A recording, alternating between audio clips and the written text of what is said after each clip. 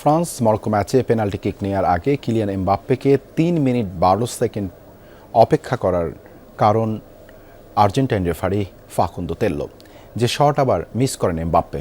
তাই তো শেষ মুহূর্তে কিলিয়ানকে অপেক্ষা করানো নিয়ে হচ্ছে সমালোচনা। তবে স্পট কিক মিস করলেও ঠিকই দ্বিতীয়ার্ধে গোল করে মেসিকে ছুঁয়ে গোল্ডেন বুটের রেসে শীর্ষে Kylian Mbappe. France Morocco high voltage quarter ফাইনালের আগে আলোচনায় ছিল ৫ সদস্যের আর্জেন্টাইন রেফারি প্যানেল। ফ্রান্স ২-০ গোলের সহজ জয়ে সেমিতে পৌঁছেছে, কিন্তু আর্জেন্টাইন রেফারি ফাকুন্দো তেল্লো আর তার সহকারীদের পারফরমেন্সটা কেমন ছিল এই ম্যাচে নিশ্চিতভাবেই প্রশ্নটা জাগতে পারে আপনার মনে। মোটা দাগে বললে ভালোভাবেই ম্যাচ শেষ করেছেন তেল্লো ও তার দল।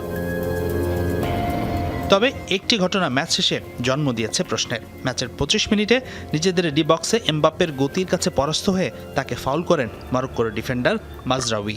সঙ্গে সঙ্গেই পেনাল্টি দেন রেফারি তেল্লো।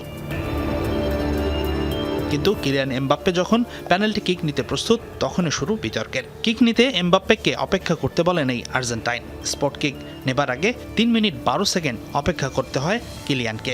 এরপর এমবাপ্পের নেওয়া শুট রুখে দেন মরক্কোর গোলরক্ষক ইয়াসিন বোনো। এই ঘটনার পর চর্চায় উঠে ভিআরের এই লম্বা চেক। কেন শেষ মুহূর্তে এত অপেক্ষা, যখন প্রথম রিপ্লেতেই দেখা গিয়েছিল পরিষ্কার ফাউল হওয়ার বিষয়টি? তবে ভিআর বিল্ড আপ চেক করছিল বারবার, সে কারণেই এই অপেক্ষা, আর তাতেই মনোসংযোগ হারিয়েছেন কিলিয়ান, দাবি অনেকের। তবে স্পট কিক মিস করলেও এমবাপ্পে ঠিকই করেছেন গোল। ৬০ মিনিটে স্কোরশিটে নাম তুলে বিশ্বকাপের এবারের আসরে নিজের ৮ম গোল আদায় করে নিয়েছেন কিলিয়ান, যার ফলে মেসির সমান গোল করে এখন গোল্ডেন বুটের লড়াইয়ে শীর্ষে এমবাপ্পে। কারণ মেসির একটি অ্যাসিস্টের বিপরীতে ফ্রান্সের এই তারকার ৩ অ্যাসিস্ট থাকায় শীর্ষ স্থানটা পেয়েছেন তিনি।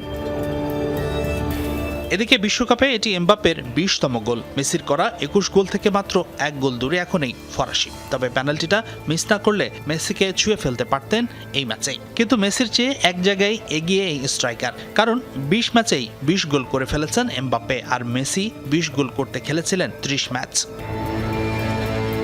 হাসানুর রহমান, যমুনা স্পোর্টস।